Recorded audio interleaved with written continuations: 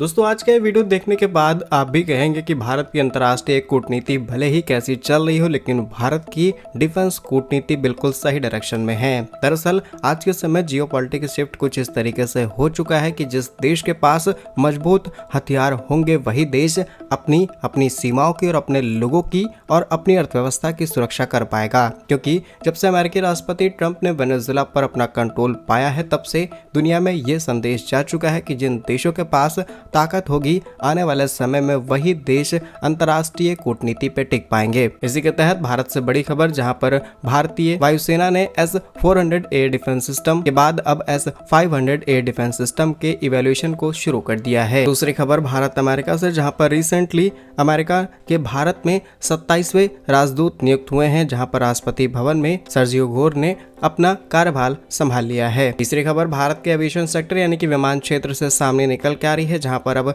भारत वैश्विक manufacturing hub बनने की दिशा में आगे बढ़ चुका है और अब कुछ नई इन्वेस्टमेंट भारत के अंदर आने जा रही हैं। जानते हैं आज के इस वीडियो में तीनों ही इंपॉर्टेंट अपडेट डिटेल्स में। यदि आपको हमारा काम पसंद आए, वीडियो को लाइक, चैनल को सब्सक्राइब जरूर कीजिएगा, क्योंकि आपका एक छोटा सा काम आप तक ये जरूरी और सही खबरें लाने में हमारी बड़ी मदद करता है। तो पहली खबर भारत रूस से, जहां पर भारतीय वायुसेना अब अपनी ताकत को और ज्यादा मजबूत करने के लिए अब सिर्फ S-400 एयर डिफेंस सिस्टम पर नहीं बल्कि S-500 एयर डिफेंस सिस्टम को भी खरीदने की तैयारी में है। दरअसल रिपोर्ट से है कि अब दुनिया और रूस के सबसे एडवांस हवाई डिफेंस सिस्टम S-500 का मूल्यांकन एयरफोर्स की तरफ से शुरू किया गया है। इससे साफ पता चलता है कि आने वाले समय में भारत बहुत ही बड़ा स्ट्रेटेजिक शिफ्ट लाने की तैयारी में है और भारत का यह कदम मुख्य रूप से चीन और पड़ोसी देश पाक के बढ़ते हुए स्टील फाइटर जेट और उनके हाइपरसोनिक मिसाइलों के बढ़ते खतरों को विफल करने का है। रिपोर्ट्स के अनुसार भारतीय वायुसेना अपनी हवाई सुरक्षा को और ज्यादा मजबूत करने के लिए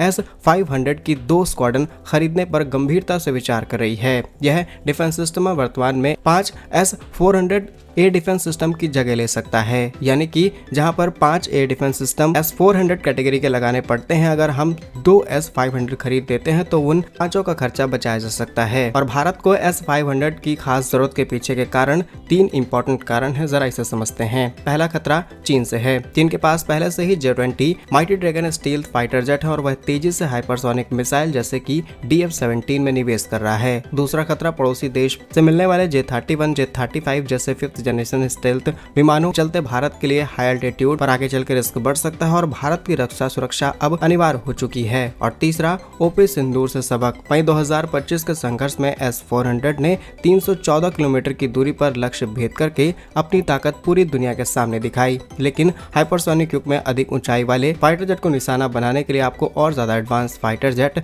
चाहिए ही चाहिए। और अगर थोड़ा सा कंपैरिजन बताया जाए दोनों एयर डिफेंस सिस्टम का, तो आप खुद समझ जाएंगे कि भारत के लिए कौन सा और ज्यादा बेहतर हो सकता है। तो S-400 की मारक क्षमता 400 किलोमीटर की है, लेकिन S-500 की 600 किलोमीटर की है। मैक्सिमम एल्टीट्यूड S-400 का 30 किलोमीटर का है, लेकिन S-500 का 180 से 200 किलोमीटर तक है, यानी कि अंतरिक्ष के सबसे निचले स्तर तक जाकर के ये सैटेलाइट्स तक को नुकसान पहुंचा सकता है। रफ्तार की बात की जाए तो S-400 में मैक 14 तक और 500 में मैक 20 तक अचीव की जा सकती है। जहां S-400 विमान, क्रूज मिसाइल, ड्रोन्स को आसानी से निशाना बना सकता है, वहीं S-500 ICBM यानी कि intercontinental ballistic missile, hypersonic glide vehicles और सैटेलाइट्स तक को आसानी से टारगेट कर सकता है। वहीं S-400 का रिस्पांस टाइम 9 से 10 सेकंड का है, लेकिन S-500 का रिस्पांस टाइम 3 से 4 सेकंड्स का है। और अब आपको बताते हैं कि इसका स्ट्रेटेजिक इफेक्ट और चैलेंजेस भारत के सामने क्या क्या आ सकते हैं। दरअसल भारत का लक्ष्य ऐसी सुरक्षा प्रणाली बनाना है जहां पर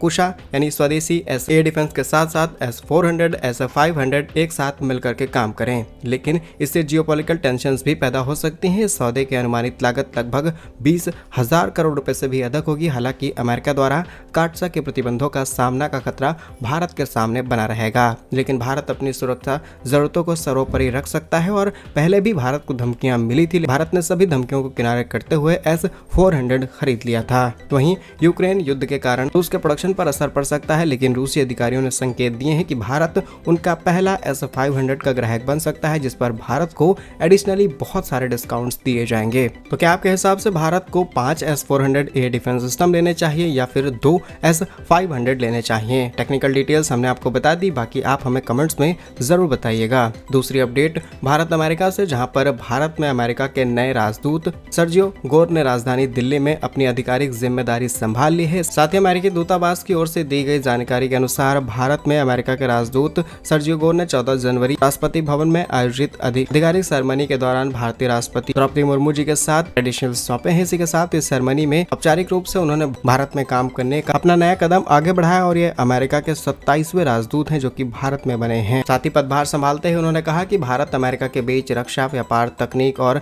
जरूरी मिनरल्स जैसे सभी चीजों पर प्राथमिकता देते हुए दोनों देश एक साथ मिलकर के काम करेंगे। बाकी फिलहाल कुछ रिपोर्ट सामने निकल के आ रही हैं जिससे लगता है कि आने वाले समय में भारत और अमेरिका के बीच एक नई ट्रेड डील फाइनल हो सकती है और भारत के ऊपर लगे हुए 500% टैरिफ को कम करके अंडर 20 यानी कि 15 से 17% के बीच में किया जाएगा। अगर ये डील फाइनल होती है तो डेफिनेटली इससे दोनों देशों को फायदा है। अदरवाइज भारत ने अपने एक्सपोर्ट्स डाइवर्स करने शुरू कर दिए हैं और यूरोप के 27 के 27 देशों के साथ मिलकर के भारत FTA करने की तैयारी में है। ये भारत के इतिहास का सबसे बड़ा कदम होगा, जहां पर अगर भारत इस डील को क्रैक कर लेता है तो डेफिनेटली ऐसा इतिहास के पन्नों में लिखा जाएगा। नेक्स्ट इंपॉर्टेंट अपडेट भारत के एविएशन सेक्टर यानी कि विमान क्षेत्र से सामने निकल के आ रही है, जहां पर भारत अब वैश्विक मैन्युफैक्चरिंग हब बनने की दिशा में आगे बढ़ चुका है। भारत सरकार एक क्रांतिकारी नीति पर विचार कर रही है। ताजा रिपोर्ट्स के अनुसार सरकार उन एयरलाइनों को स्पेशल प्रोत्साहन यानी कि इंसेंटिव्स देने की योजना बना रही है जो भारत में असेंबलिंग किए गए विमानों का ऑर्डर देंगी। इसमें जितनी भी एयरलाइंस कंपनीज भारत के अंदर ऑपरेट होती हैं उन सबको शामिल किया गया है। दरअसल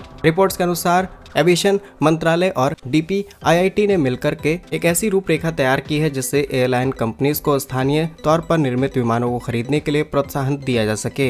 इस योजना के 2 इंपॉर्टेंट पॉइंट से पहला है वित्तीय लाभ। जो एयरलाइंस भारत में असेंबल किए गए विमान जैसे कि C295 या फिर भविष्य के कमर्शियल जेट्स खरीदेगी, उन्हें लैंडिंग फीस, पार्किंग शुल्क, ATF यानी कि फ्यूल ईंधन पर टैक्स की छूट मिल सकती है। दूसरा, पार्किंग और लैंडिंग की प्राथमिकता दी जाएगी। भारत निर्मित विमानों को प्रमुख रूप से हवाई अड्डों पर स्लॉट आवंटित करना और पार्किंग में प्राथमिकता देने पर विचार किया जा रहा है। डेफिनेटली सरकार का ये कदम काम भी कर जाएगा, क्योंकि इस तरीके की प्रायोरिटी मिलने से वो कंपनियां जानबूझ करके ऐसे ऑर्डर्स प्लेस करेंगी, उन कंपनियों से बातचीत करेंगी जो कि भारत में असेंबलिंग के लिए तैयार हो जाएं, ताकि हम एटलीस्ट शुरुआत तो करें विमानों को बनाने की। असेंबलिंग से शुरुआत होते होते हम मैन्युफैक्चरिंग पर शिफ्ट हो सकते हैं, लेकिन डायरेक्टली मैन्युफैक्चरिंग पर जाएंगे तो हमें दिक्कत हो सकती है, क्योंकि बहुत सारी टेक्नोलॉजीज, बहुत सारी IP भारत के पास नहीं है। रिटायर फैक्ट्स की बात की जाए तो भारत दुनिया का तीसरा सबसे बड़ा घरेलू विमान बाजार है, लेकिन वर्तमान में हम लगभग सभी विमान इंपोर्ट करके पूरा करते हैं। भारतीय एयरलाइन जैसे कि इंडिगो, एयर इंडिया, आकाशा कंपनियों ने 1500 से भी अधिक विमानों के ऑर्डर्स दूसरे देशों की कंपनियों को दे रखे हैं। सरकार चाहती है कि इस मांग का एक हिस्सा